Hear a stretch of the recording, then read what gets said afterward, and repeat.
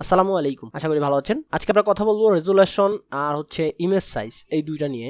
রেজুলেশনটা আমরা কখন ইউজ করি, রেজুলেশন আর ইমেজ সাইজ, এই দুটার ভিতরে পার্থক্যটা কি মেইনলি, এটাই আজকে আমি ডিসক্রাইব করব। ফার্স্ট অফ অল আমরা চলুন কন্ট্রোল টি প্রেস করি। দেখেন এখানে কি চলে আসছে, হাইট 100% অ্যান্ড ওয়েট 100%। আমরা এখন এটা যদি পিক্সেলে নিয়ে আসি, দেখেন এটা পিক্সেল আছে 5184 আর হাইট পিক্সেল 3456। এটা হচ্ছে পিক্সেল। ওকে, পিক্সেল মানে হচ্ছে ইমেজ সাইজ। আই থিঙ্ক সবাই বুঝতে পারছেন। আর যদি আমরা কন্ট্রোল অ্যান্ড প্রেস করি, নতুন একটা ডকুমেন্ট ওপেন করি, তখন দেখেন আমাদের এখানে রেজুলেশন নামে একটা অপশন থাকে 300। সো এই রেজুলেশনটা কি?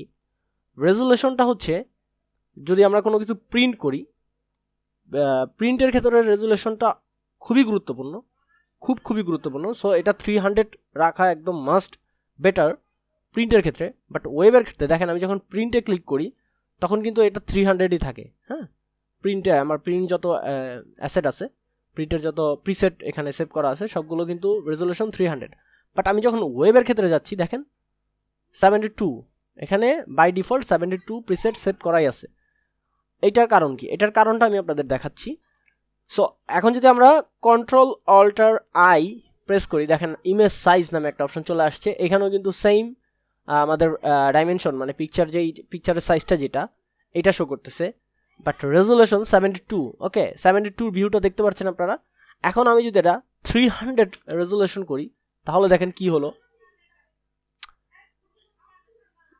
দেখেছেন? মানে জিনিসটা একটু ঘোলাটে হয়ে গেছে। সো আই থিঙ্ক আপনারা বুঝতে পারছেন যে ডিজিটাল মিডিয়ার জন্য 72 রেজুলেশন ইজ বেটার, বাট প্রিন্টিংয়ের জন্য 300 resolution is better. Okay, so আজকের ভিডিওটা এই পর্যন্তই। যারা নতুন তারা অবশ্যই সাবস্ক্রাইব করবেন, আর যারা পুরাতন তারা অবশ্যই লাইক কমেন্ট এন্ড শেয়ার করবেন। পরবর্তী ভিডিওতে দেখা হবে, ততদিন ভালো থাকুন, সুস্থ থাকুন, আল্লাহ হাফেজ, আসসালামু আলাইকুম।